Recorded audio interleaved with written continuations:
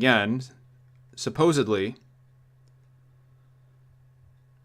Oh, Are we there?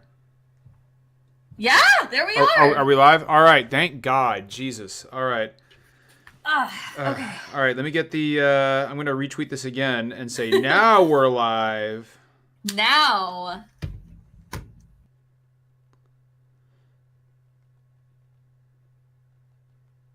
Okay. All right. Now we're ready to roll. Okay, so everybody, welcome to SDGC. Jesus Christ, that was an adventure. It took us yeah. it took us an hour to get live for a podcast we're probably going to do for what, 20 minutes, 30 minutes? hmm Like no, probably no more than that.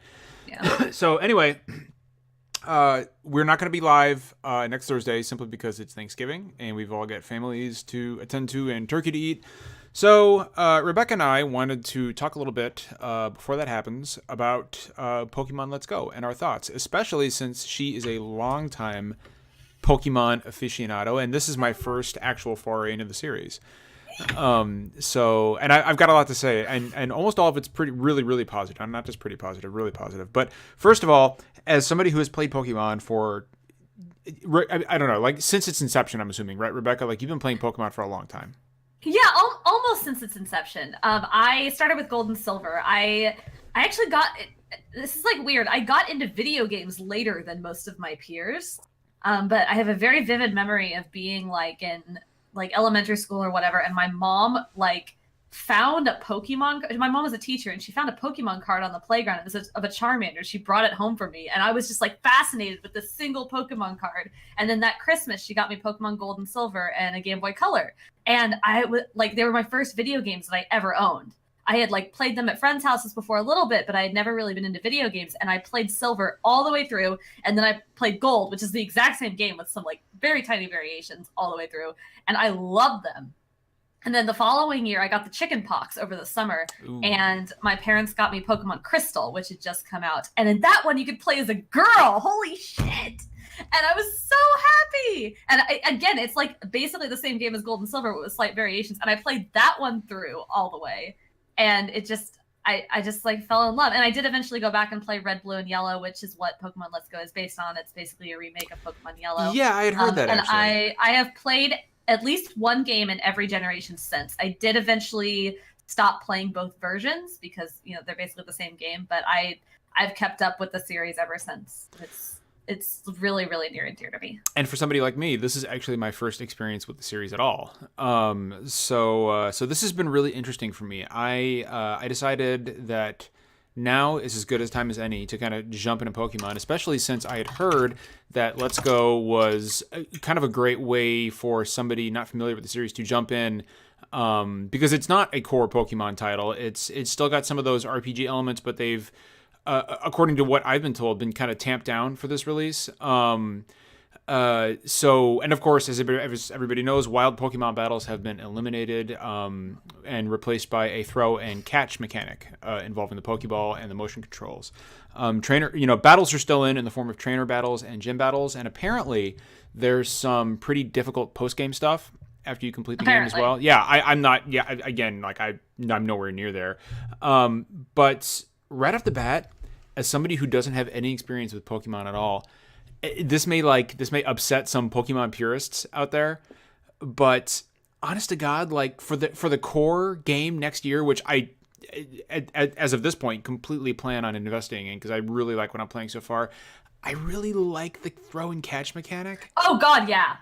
Yeah, never fucking go back. Like I Ever. like that may upset some people, Rebecca, but I'm not sure I No. want them to bring wild Pokemon battles back. No, and it's so funny. I really hope they don't, because and they need to keep trainer battles, because battling Pokemon is like a core convention of the series, right? Like you need to have the ability to battle other trainers. That's the whole RPG aspect of it. But battling wild Pokemon has like that's such it seems like such a core component of the game. Like it's just like what you do in Pokemon. You weaken a wild Pokemon, you throw a Pokeball at it, and you catch it.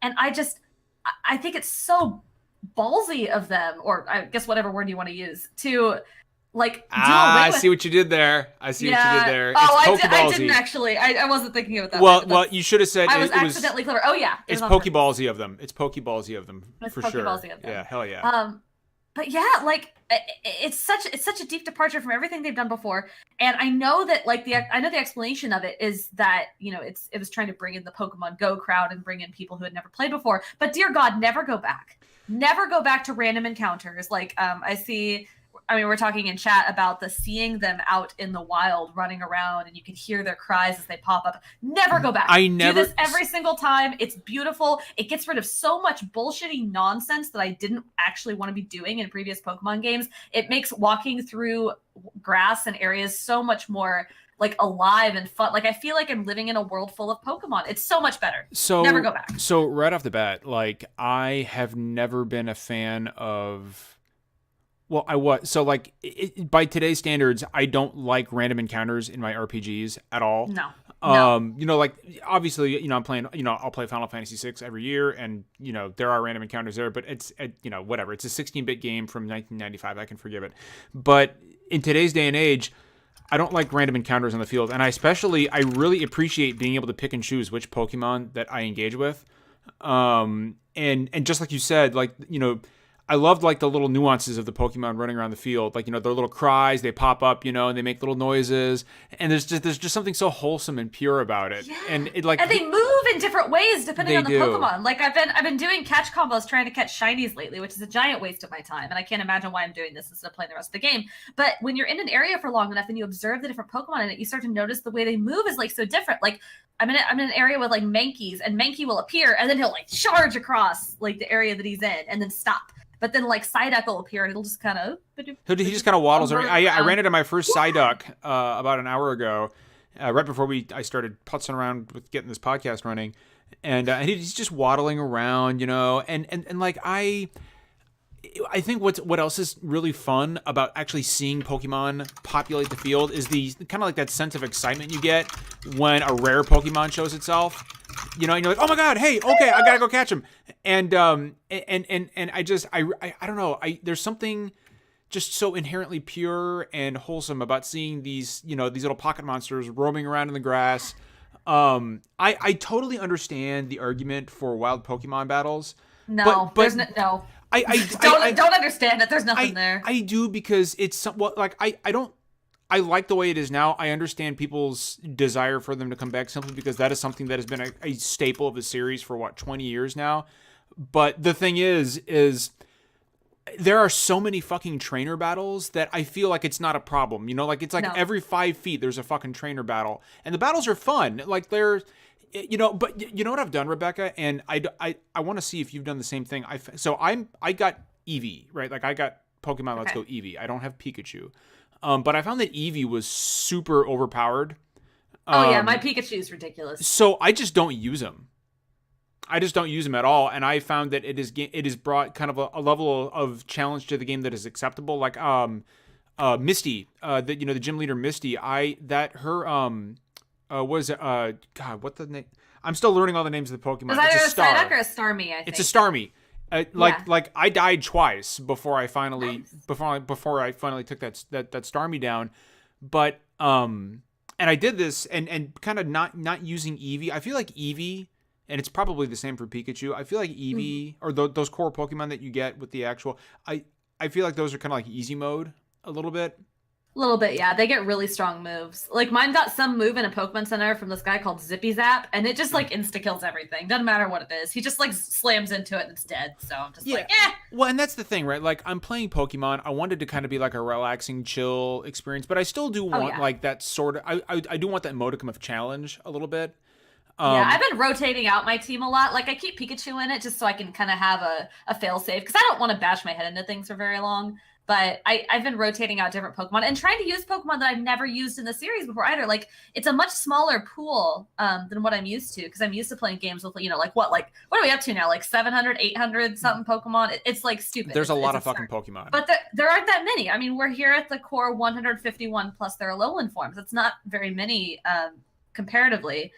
And so it's just like, it's really cool because I'm revisiting like this original set and looking at these, and I have a limited amount of things. Like if I want a water type on my team, for instance, and usually when I have a water type from Kanto, it's Squirtle, but I've used Squirtle like a million times before. I don't have many other water types to choose from compared to like, the 800 or so Pokemon that I normally have. But so it's forcing me to look at Pokemon that I haven't used ever and like reconsider their strengths and weaknesses, and do I actually want to train this? Why? And it's kind of causing me to fall in love with some Pokemon that I never really considered before. So that's something else like one thing I feel like the game hasn't done well, and this is just a minor thing because I can ask you, or I can ask Maddie, like hey, what's going on with this? But I don't, and as somebody who is completely unfamiliar with the series, somebody who's totally new to this, I don't feel like the game explained the chain mechanic very well. Oh no! Because I had no fucking idea. I was like, "Yo, hey, I want to start. I want some of those classic Pokemon. I want to find a Squirtle. I want to find a Charmander. I want to find." And I all of a sudden it's like, oh well, you got to chain those. I think it was you or Maddie who said in the DM, you got to do the chain, and the more you chain, that'll cause rare Pokemon to appear. And I'm like, what is a chain? Like, I don't know what that is. So about that, I think there's two components to that. So first of all, the reason, you said you wanted to find a Bulbasaur in Viridian Forest, and I assume that the reason you wanted to find this is because there's a character in Viridian Forest or near there that says something about. Yes, they're like, there's a Bulbasaur running around here. And I'm like, oh, sweet, a Bulbasaur. But it's meant to be like almost like a rumor, right? So that was actually in Pokemon like Red or Blue or Yellow. Isn't one of the originals? I don't remember which one. But there was a character who would say something like, I hear very rarely you can find Pikachu in this forest. And that, not in Yellow, but like in Red and Blue, that was a big deal. Like Pikachu is super rare and you were really excited. So you'd spend like hours hunting for Pikachu and you'd finally find one. You'd be like, oh my God, it's a Pikachu. And so I think there's an element of discovery to that. So from this character's dialogue that you can find a Bulbasaur in Viridian Forest, but you don't necessarily know how. The only reason I knew about catch combos is because I, am writing guides for various sites about this, and I'm like doing all this research into it. But my guess is that there's probably a trainer much later in the game, because you're meant to like talk to all these people that you meet in like Pokemon centers and things like that, and they usually give you little hints of information about how the mechanics work, but they kind of feed it to you over the course of the game, right? Like there's a lot in the first area, but you'll talk to someone in a Pokemon center like 4 or 5 towns in, and they'll tell you about a mechanic that maybe you haven't thought very hard about. And I don't know this for sure. I haven't gotten that far yet, but my assumption is there's probably a trainer somewhere who gives you like a hint about pursuing catch combos, and what kinds of rewards you might get from that. And so then you might have already figured it out by being in Viridian Forest and just experimenting on your own and seeing, oh, a catch combo, what's that? It's telling me to do more of those. Or you might find it by talking to someone later on and kind of discover it on your own. Like, it's very open-ended. You don't necessarily need to get a Bulbasaur, and you'll get a Bulbasaur later. Someone gives one to you. Hey, I want to throw a shout out to a few people I know in chat. Natalie Flores is in chat. Tanya DePass in chat. Tanya. You know Natalie? From Twitter. Yeah, I do. She's cool. She's the dope. best. Natalie's dope. And I've actually met Tanya at PAX West, and I met Tanya too. She's been on this podcast before. Tanya is an amazing human being. Tanya is super cool. Hi, Tanya is super cool. Hey Natalie, how's it going? So what's interesting to me about this game is that, and granted, I'm only I would say 10 hours in. I just passed Cerulean City.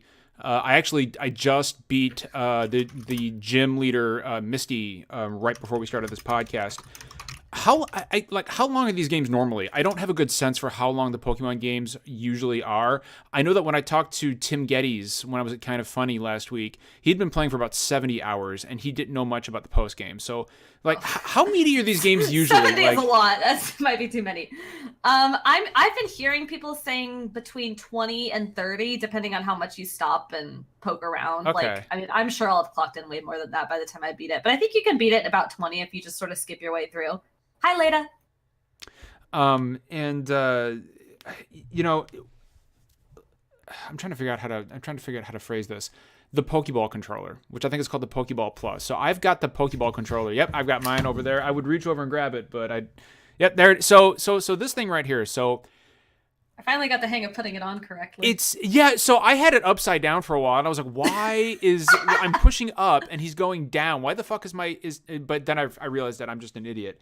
So I turned it around, and can we just establish that when you plug this thing in and charge it, I did it like 5 times in a row because the sound it makes is so fucking wholesome and pure. Yeah, I love it. It's fucking. It's the Pokemon Center tune. It's so fucking cute. great. It's fucking great. It's a little small. Like I've got big ass hands, and so like in my giant meat hooks here, like I feel like the thing is really tiny. But once you get the hang of it, Perfect. Once you get the hang of it, it feels really cool and natural to use. I do wish that there was a way to. So it's not incredibly intuitive to actually go back to the home menu when you're using the Pokeball Plus controller, because there's actually no way to do that when you're using it. How did you use this upside down? There's a button on top. Because I'm an idiot. Did you not push the button on top? How did you do this? Rebecca, I'm a Marine. One syllable words, okay? I was a Marine, so come on. You gotta don't give me too much credit. But I have found that like using the Pokeball Plus controller is both extremely intuitive but also very frustrating, because whenever I don't know, have you played it undocked yet? Yeah, I've played it both ways. So I like using the Pokeball controller better than I do playing undocked, simply because I think there are some performance issues I've noticed when you're playing undocked. The frame rate tanks whenever you open the menu. I don't know if you've noticed that or not, but it gets noticeably slower. And I really like the smooth experience of playing on the TV, and plus I just love using the Pokeball controller. But whenever you want to put the thing to sleep and it's docked, you've got to put the Pokeball controller down. You've got to get up. You've got to undock the Switch, hit the home menu on the Joy-Con, redock it, and then pick up the Pro controller and hold down to the home menu and put it to sleep. And it's not very intuitive at all. Yeah, that part's really weird to me. I have, like I said, I've been doing guides for the game, and I've had to take a lot of screenshots for that. And there's no screenshot button on the Pokeball Plus. So what I've taken to doing is keeping like a pair of Joy-Cons next to me while I'm playing docked. So I can have the home menu button and the screenshot button. But the other problem with that is when you have the Pokeball Plus active, I still don't really understand how the Switch is recognizing it. Like, I think it's recognizing it as like an individual Joy-Con. But the game is only I think it only allows you to have two Joy-Cons active at the same time while the game is open. It does, yeah. So like if I have one Joy-Con plus the Pokeball Plus active and the Joy-Con I have is the screenshot one, then I have to do this whole ridiculous song and dance to basically deactivate the screenshot Joy-Con and then reactivate the one with the home menu so I can like close it out, or vice versa. Like it's very weird, and I love the simplicity of this. I think it's really effective. It did take me like a second too long to figure out that shaking it was the way that you like accessed other menu options. I didn't even know you could fucking do that. Holy shit. I'm learning I'm learning something new right now. This is important. You want to know this. So if you're playing if you're on a screen like the one that clued me in was the party screen, because I wanted to pull Pokemon out of my Pokemon box and put them in my party, but all I have is an A and B button, and the screen was telling me to press Y, but there's no Y button on this. So if you want to access Y or access the menu like that, you just shake it, and it unlocks that for you. Yeah. That is super cool. I had no fucking idea you could do that. Yeah, I had to it was so stupid. Like I was sitting there like racking my brain trying to figure out, okay, there's gotta be a way to do this, because why would they just not put that functionality in the controller? So I opened up the controls menu and like read it, and I'm like, oh, shake it. And it does say when you first activate the controller, it says other options, shake. And I'm like, okay, but it's still very unintuitive. Like I didn't like that. But yeah, I wish they would have like had a hidden. They've got this little hidden thing back here for the plug-in. Like they could have put like a tiny home button or something in there. I don't know. So like that's one more thing that like a lot of the systems in the game, not just in the game but outside of the game, like using the Pokeball Plus controller, are not very well explained at all. And which is frustrating. Like the chain thing really frustrated me once I found out how you actually do that, because Game Freak and Nintendo kind of position this game as a stepping stone into the core series for guys like me who are not familiar with these games, who haven't played these games, and yet there are still core systems within this game that have existed in past games that I'm not familiar with as somebody who is new to the series. Yeah. And I don't know, like anybody in chat, maybe correct me if I'm wrong, but I don't remember a tutorial for the chaining system or any sort of explanation whatsoever. No, I mean, again, I don't think so. The thing about Pokemon, and it's been this way for years, Pokemon consistently has hidden systems. One of the glorious things about Pokemon is that there's a very simple layer on top for people who just want to come in, play Pokemon, get through it, and be done. But there's a really complex layer underneath for people who want that, just really deep battle system. Like that's why there's super hyper competitive Pokemon tournaments, because there's all these like invisible numbers. There's like IVs and EVs and all, not the Pokemon EV, but there's all these like little things under the surface that people sit there and they run numbers and they pick apart and they find all these secrets. And catch combos being the primary method to find shiny and rare Pokemon in this game is kind of in that vein, because finding shiny and finding rare Pokemon in past games has always been something that's a little bit under the hood if you want to seek them out. I mean, it's always been there. So if you happen to stumble upon them in a normal playthrough, it's a really wonderful surprise. Okay, so and it feels like a rare event, but things like catch combos aren't meant to be something that you're just gonna immediately learn. So explain this to me then, because it's just something I haven't Googled yet. And again, like the game has not explained this to me, or I've missed it, so I'm not familiar with it. Sometimes I'll see Pokemon running around that have either a red aura around them or a blue aura, and it says, hey, this Pokemon's huge, or this Pokemon's tiny. What does that mean? I don't know. It's big or small. Okay, so all right, so I think it means something, but I don't actually know. I can't fucking figure out what that means. I have no idea. I mean, part of it is like a thing, I think, in Pokemon Go. Like, there's Pokemon that are smaller and bigger than others. That's actually something I haven't really explored. I don't really know. I do think you do get, a bit more experience when you catch a Pokemon that's big, I think. I don't know. If anybody in chat knows... Someone in chat tell me what that's for. I don't know. I don't care about that. Somebody in chat's got to know what's up with tiny Pokemon and huge Pokemon. And the silly thing is that they all look the same size. Yeah, like it's like I ran into a Geodude, which by the way is just an amazing name for anything. A Geodude. And I ran into a Geodude and was normal, and then I saw a Geodude with a blue aura around it, and was like, it's tiny. And I was like, no, it's not. It's the same fucking size. Like, that doesn't make any sense.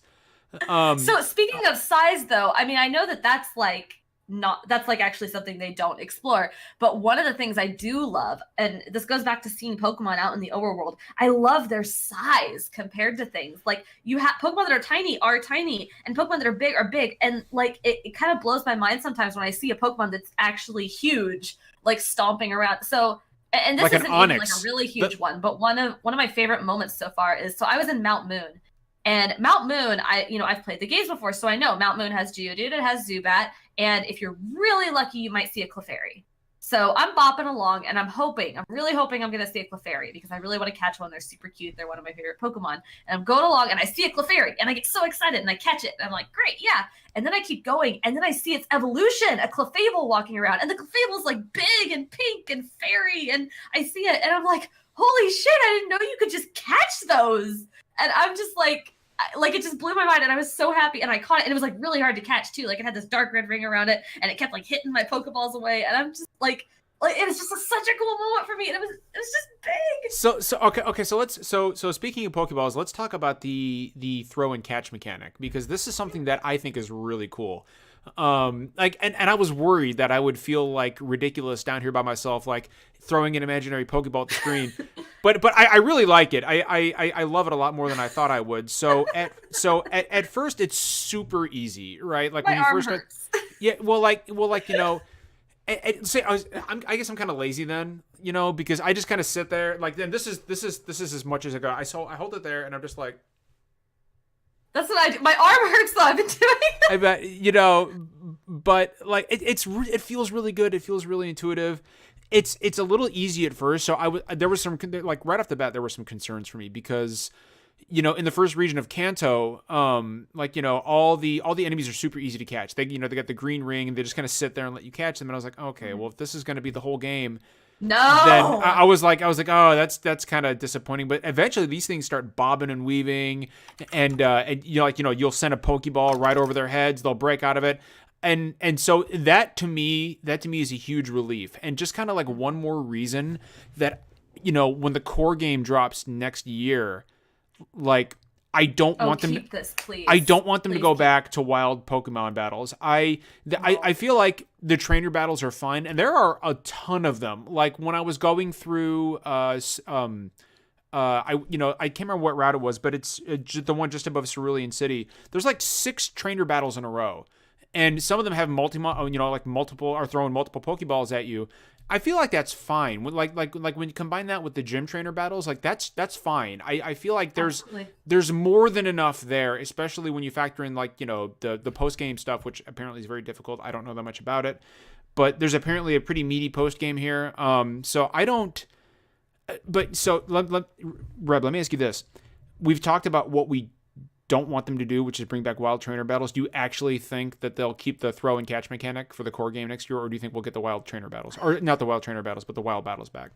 I don't know, and it's interesting because you would think that after seeing the reception they've got to this, they would stick with that, but the fact is they've already been working on this. Like, they had to have already made this decision beforehand. This game's probably been in development for a and they didn't know very when they made this decision how this was going to go over.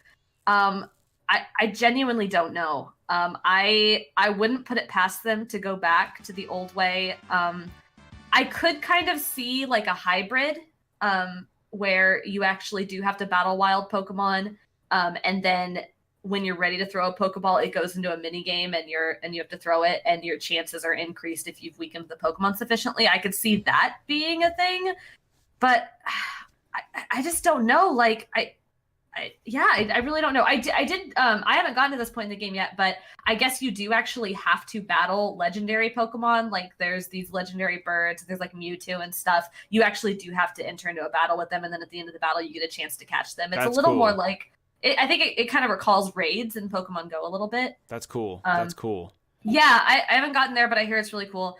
I genuinely don't know what they're gonna do. Game Freak. So here's like my thoughts about Game Freak. I think they're a fantastic developer. I think like historically they've had kind of a weird history of not always listening to what the core people who kept coming back to the series were really interested in doing. And I think to a degree, like that's like you kind of have to ignore those voices, because there are a lot of people like asking for really ridiculous things from Pokemon. And when you look at the Pokemon series, I mean, they just keep selling better and better. Like Pokemon Sun and Moon sold ridiculously well. And there are a lot of things you can critique about Pokemon Sun and Moon. But there were also a lot of things like I think the best example is Pokemon Heart Gold and Soul Silver. There was a mechanic in those games where your Pokemon followed right behind you, just like they do at Let's Go. And everybody loved that. Everybody thought that was just like the best thing ever. Like, that was universally praised. Everybody thought it was fun. It like increased your feeling of bonding with a Pokemon and being on an adventure with them. And it never came back until Pokemon Let's Go. And that was just like the weirdest thing to leave out for so long, because so many people loved that feature. So they have a weird history of listening to their audience, and I never quite know what to expect from them. They sometimes add really dumbass things in the game. Like, there was a photo mode in the last Pokemon game. I mean, I guess some people liked it, but it just seemed so gratuitous, and like it was kind of, a lot of people kind of panned that because they were like, yeah, what's the point of this? But then other times they come up with really brilliant things like this. But Niantic came up with this. So yeah, I don't know. So if I was a betting man, I would say that wild Pokemon battles will probably be back next year, but I do think that they will. I do think they will have some form of the throw and catch mechanism as well. And please, Game Freak, let us use the Pokeball Plus controller for the core game next year, because God, please! I just really fucking like it. Like, I want another reason to break it out. So it's I just stuffed $50 into this. Let me use it for at least. It's just so cool, and so my son, my 10-year-old, who is a huge Pokemon fan, we get him next Tuesday, or I'm sorry, this coming Tuesday for Thanksgiving, and he saved for 6 months to purchase Pokemon Let's Go. And we're going to go get it on Tuesday when I get him. And he is so excited for it. I Skyped with him on Saturday. And I said, hey, bud, I want to show you something. And I could just kind of like turn the camera over to my television. And, there's Kanto right there. And he's like flipping the fuck out at his mom's house. And he's like, oh, my God, he wanted to watch me play it all night. And I was like, well, you can't stay up too late and watch me play it. But he was, he wanted me to explain the Pokeball controller to him. And I just seeing that joy in his face and seeing that excitement for this is just, it was so good. It was so wholesome. And I'm really fucking enjoying the game, Rebecca. Like, I am enjoying it a lot more than I thought I would. It is, people, a lot of developers, whatever, and it's very, very challenging to capture what people remember about a game. Like, I look back at not Red and Blue, but like Gold and Silver, And I have a really fond kind of rose-colored glasses memory of that game and what it made me feel. And it's really, really hard to remake that game because it's so hard to make people feel like that again. But I think as close as they could possibly come, they managed to capture that feeling for red and blue and yellow in Pokemon Let's Go. Like they recreated the Kanto region and recreated this world the way we envisioned it as we were playing as kids. I mean, I think I mean, there's still like room to work. Like it's not for a game that's on the Switch. It's not a super. I mean, it's pretty compared to other Pokemon games, but for a game that's on the Switch, it's not a super pretty game. There's still like a lot of simplicity to it, and there's still some things they can improve upon. But like it's just it makes me so happy. Pokemon makes me so happy. So I was going to ask you, like, so far it sounds like you are pretty happy with your experience in Let's Go so far. Do you feel like this is a positive step forward for the series as a whole? Do you think and I guess what I mean by that is, do you think Let's Go is going to successfully bring in a large group of players into the core series of games, like me, somebody who's played it for over 10 hours now and is like, yeah, I'm in, let's go. Like I'm sold. I think it'll be a great bridge game, which is what they intended it to be. For that huge audience they got from Pokemon Go, I think it's going to sell a lot of holiday Switches. I don't have it in front of me right now. K numbers got reported on for Pokemon Let's Go, and I think like Pikachu was 4th in the UK and Eevee was 6th, but combined they were like number 1 above everything else. And I guess like Nintendo Switch hardware like sold really, really well this last week because of Pokemon. So that's actually I think it'll be a really good bridge for people. That's actually something that Greg and I talked about briefly on Kind of Funny Games Daily on Thursday. It was the fact that I think that one reason that there's not been an N64 Mini announced for this year is because they don't want to take the spotlight off games like Pokemon Let's Go or Smash Brothers. But yeah, I mean it's apparently selling very well. I think you're right. I think this is going to move a lot of Switch consoles. I mean, Mario Kart 8 Deluxe sales were up 94% last week. That's because people were buying that and a Switch and Pokemon. That's bonkers. So it'll be in the UK. That's the UK. It'll be really interesting to see how this pans out sales wise. I mean, it's going to sell bonkers. I mean, correct me if I'm wrong, but this is the first Pokemon game available on and I define the Nintendo Switch as a home console that you can use as a handle, but it's a console, it's a home console, and this is the first Pokemon game available on what Nintendo considers to be their flagship home console. Is that correct? Yeah. Yeah. This is the first one that wasn't on a dedicated handheld. That's crazy.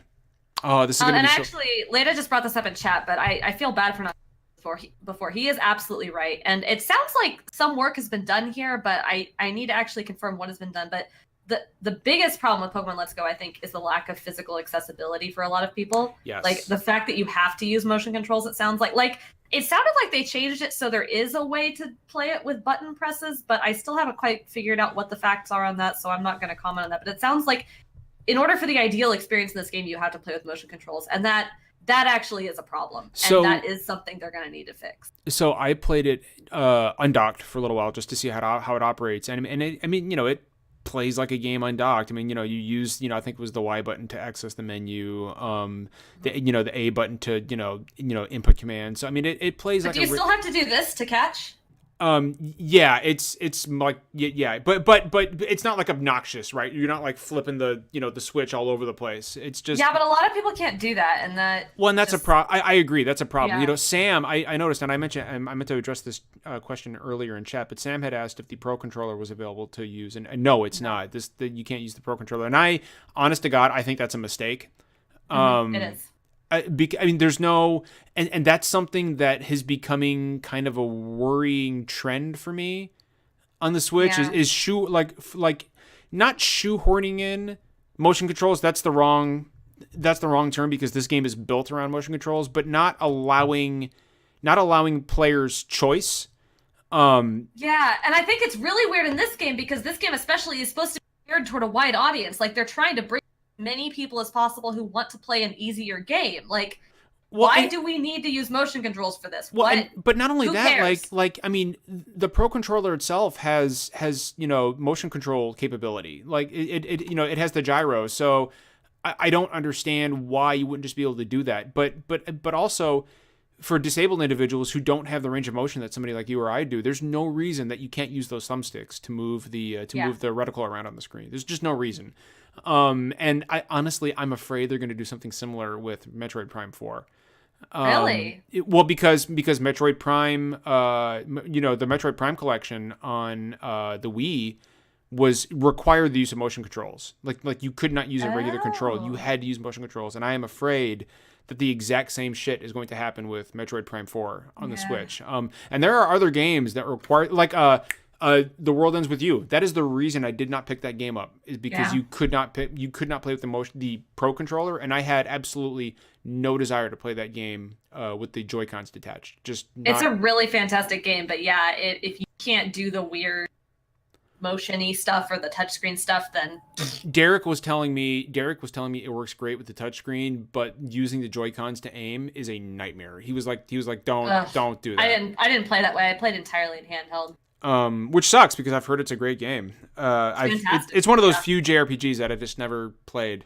But there was another JRPG I never played, and it was the Pokemon series. And now I have fixed that. I have corrected that. Yeah. And I'm very satisfied with my experience so far. I think it's great. I think it's, especially since 2018 has just been such generally a shitty year for this country, in general. I needed something wholesome and pure, something, to just kind of kick back and enjoy. And Pokemon is delivering that for me in spades. And I am much more excited actually to play Pokemon than I am Red Dead Redemption 2 right now, for numerous reasons. But we'll do some quick housekeeping here real quick. Just to remind people, we will be off the air this coming Thursday because it's Thanksgiving, and we will all be with our families. We're all going to be hanging out and eating turkey and doing all kinds of fun stuff. We do have some pretty cool stuff coming down the pipeline. Tomorrow we should be publishing part 3 of our Final Fantasy retrospective with myself, Derek, and Finn, and we are joined for the next several ones by Anthony Agnello from The Escapist. He talked about Final Fantasies 3, 4, and 5 with us. That's going to be a great conversation. And then, Rebecca, I think you were planning on joining us for Final Fantasy 6. I'd love to do that. Because it's the only one you finished. It's the only one I finished. And it's my favorite in the series, so that works out perfectly. The only good Final Fantasy game. It's the only one I beat. We've got some new people in chat that I don't recognize, so if you have not done so, please go and follow @official SDGC on Twitter, and also subscribe to our Twitch page. Which is, you can see right here. And we also archive all of our videos, including this one, on youtube.com/SuperDeformedGamescast. And you can also find us on SoundCloud, all of our episodes, by looking for SDGC. And just as a quick plug, of course, if you were not aware, this past Thursday, I co-hosted Kinda Funny Games Daily with Greg Miller in San Francisco. So you can find that on their YouTube channel. Just look for Kinda Funny. It's right there. I can go ahead and tell you that is not the last time you will see me on Kinda Funny.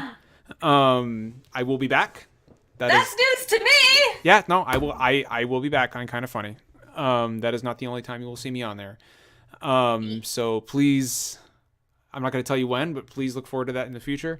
What else we got going? Oh yeah, and November 29th, the Thursday after Thanksgiving, we have Jake Baldino from Gang Ranks joining us. Jake is a cool dude, so I highly recommend everybody tune in for that. I think I've spoken enough. Rebecca, do you have any last words for Pokemon or anything else in general for anybody in chat? Go play Pokemon if you wanna. If you're on the fence, just get over the fence and go play it. It's gonna make you happy. It's making me happy. It's making me happy so far. All right. Well, if that's all, and there are no questions in chat, I don't see any questions. Anybody? I saw a lot of my friends tonight, like people that I know that I don't think watched this stream before or haven't watched it often. So well, hopefully it's cool to see my pals show. Everybody, all of Rebecca's friends, join us on the regular. We do some good work here. We do some good shit here. If you're lucky, Derek might show up in a Wario. No. So that's the thing. So Derek and I will be wearing our Wario and Waluigi costumes for Jake Baldino's appearance on the podcast on November 29th. I will be wearing my Waluigi costume. I'm not shaving my beard. I'm not going to shave my beard for it. No. But because I like the beard. I'm really digging the beard. But I will wear the Waluigi costume, and Derek will wear his Wario costume. So that's gonna be that's gonna be interesting. Oh, and of course, also congratulations to Sam Tolbert, our newest chat moderator. And of course, as our audience grows, as evidenced tonight, we will need more mods. So Sam, welcome on board. And guys, thank you for joining us tonight.